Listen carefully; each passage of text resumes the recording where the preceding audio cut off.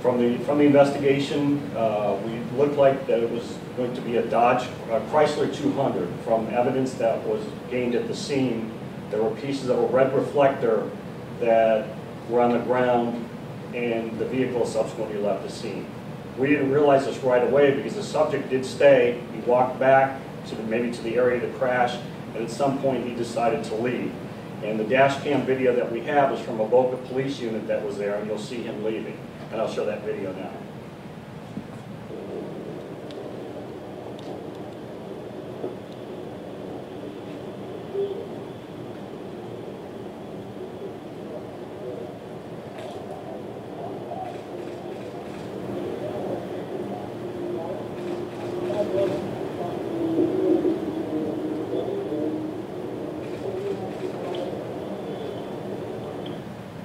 So as you can see, that's the Chrysler 200. It's probably a 2015 or 2016. And we know this because the red reflectors that are on the fender wells of these cars didn't come into play until 2015 or newer. So there's going to be very minor damage on the car. So as this red reflector may have been replaced, you still may not be able to see any other damage. While he was at the scene, a witness that was at the scene had spoken to him, and that person has now provided a sketch that was provided to us.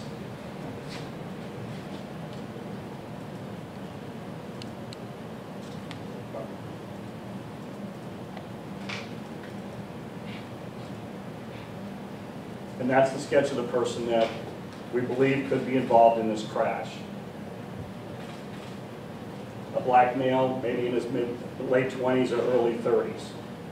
So this information is going to go out. We also are going to have a Crime Stoppers poster that's going to be out also. That's going to have a picture of the victim, a picture of the suspect, and also of the cars. The damage to the vehicle, like I said, is going to be very minor. It's going to be on the right rear corner of this car. You want to put up the Crime Stoppers one? Scroll down. The damage to the car is going to be in this area. This is the red reflector that was missing from the car that we were able to take as evidence. But it's something that can be very easily replaced again. So the only damage for the car is going to be right in that area of that right rear reflector on the right fender. So it's going to be a black, or we think a black Chrysler 200.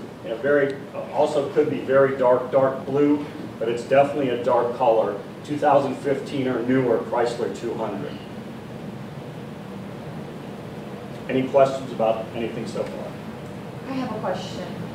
Were you able to pull the tag from that dash cam video? We're not. We're also still working on it. We've had two agencies that weren't able to get the picture of the tag because of the lighting of the flashing lights and the headlights from the other police cars that were there.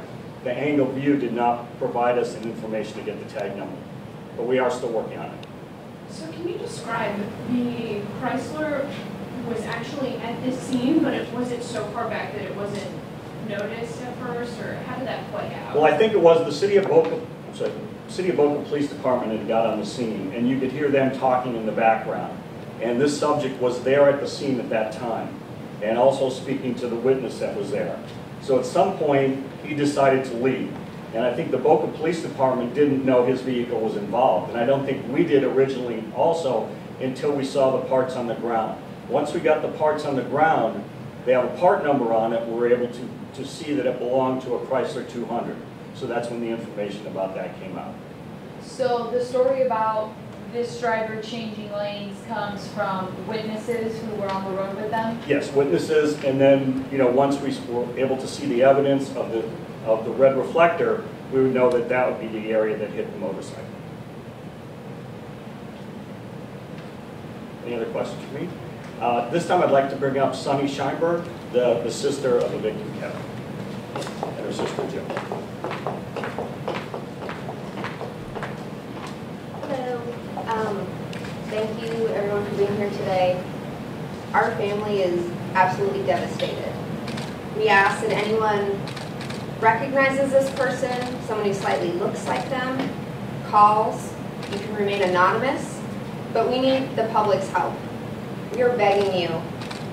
Imagine this is your brother, your son, your father. This was our big brother, and he's gone, and all we can do to get closure is find the person responsible.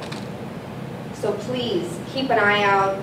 If you recognize him, call Crime Stoppers, call the police. Please bring closure to our family.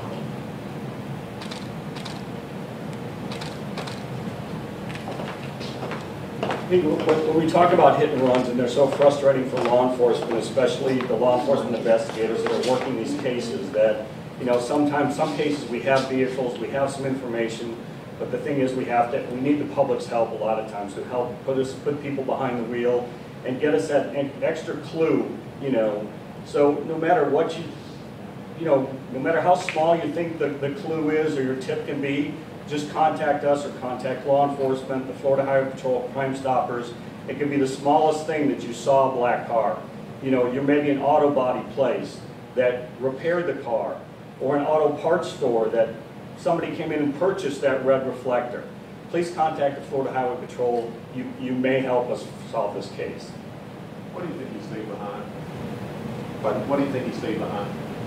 Yeah, that was kind of surprising. We don't, obviously we don't know why he stayed and then why he left. Maybe he heard, people talking that the person's condition was getting worse, and maybe he just decided to leave. Maybe he was intoxicated, maybe he was not. Maybe he has a suspended license, maybe he doesn't have a driver's license. There's so many reasons, that people leave the scene.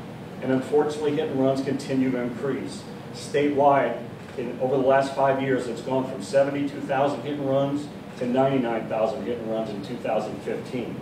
So unfortunately, it's a problem that continues in Florida, all over the state, with Miami-Dade, Broward, and Palm Beach are the number 1, 2, and 3 for hit and runs in the state of Florida. So it's something that unfortunately continues to happen. What makes this case more challenging than others? I think because one of the reasons is that there's so minor, probably very minor damage on the car, that it's not going to be noticeable right away. I mean, obviously, if you see a big dent or severe damage in a car, oh, that was in a serious crash. But this, with only that small reflector missing, and it can be very easily replaced, is the problem that we have, because a lot of people's not even going to notice it. And if a car hits the side of a motorcycle tire, you're going to have black tread on a black car. So you may not even see the smudge, and if the smudge is there, if the person obviously knows that happened, they can just get some rubbing compound or wax, and it can be gone. So that's why we really need the public's help. We need somebody, now that we have a sketch of a person, if you think you know them, contact the Florida Highway Patrol. The witness who actually spoke to him is what you said, right? Yes. Do you know what was exchanged between the two? That I don't know. I don't know what conversation was between those two people. Did this witness talk about maybe something significant, like piercings or tattoos or anything that, No. Have you gotten numerous tips so far? We have gotten some tips, but of course we're going to check out any tip. We've received 3 different Crime Stoppers tips, but nothing that we've been able to substantiate or connect that vehicle to this crash. How unusual is it for this kind of case to occur where the suspect's still there on the scene and then on video gets in the car and leaves? Yeah, that's unusual. For most of the hit and runs that we've worked, that people just hit and then they run and they leave right away. So that's why we really don't, maybe he heard something and decided, hey, this person's not going to survive, I need to go. Like I said, you don't know why people run. It could be a number of reasons. can we ask you guys a couple questions? Sure.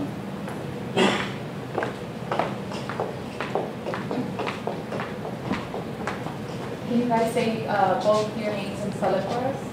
Sonny Scheinberg, S-O-N-N-Y, last name S-C-H-E-I-N-B-E-R-G.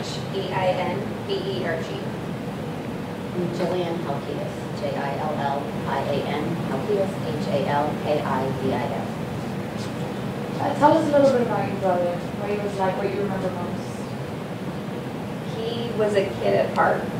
He had like Peter Pan syndrome, never grew up, was a big kid, loved playing with his nieces and He made everything like magic. Like, I know for my kids, All right, you were just listening into a news conference with Florida Highway Patrol as well as the loved ones of Kevin Scheinberg, who was on a motorcycle and was killed in a hit and run that happened back on September 2nd. And as you saw there, a sketch put out of the person they say is the suspect. And still, though, many questions remaining as they're trying to track that driver down. This happened on I-95 near Yamato Road, that exit. And as you look at the scene here, you see the car they are looking for. It's on the right-hand side of your screen. And you see the person they're looking for getting into the car, appearing to be on the telephone, who was there for some time at the scene and then chose to get in the car and drive away. They believe this is, they say this definitely is a Chrysler 200, 2015-16 model, damage to the right rear wheel. And are looking again for any information. If you're wondering, since they've got these clear pictures, why they don't have that license plate, they said because of headlights that are reflecting off that license plate, they can't get it yet, but they're assuring everyone, no doubt they will. So they're asking for more help in getting this person found.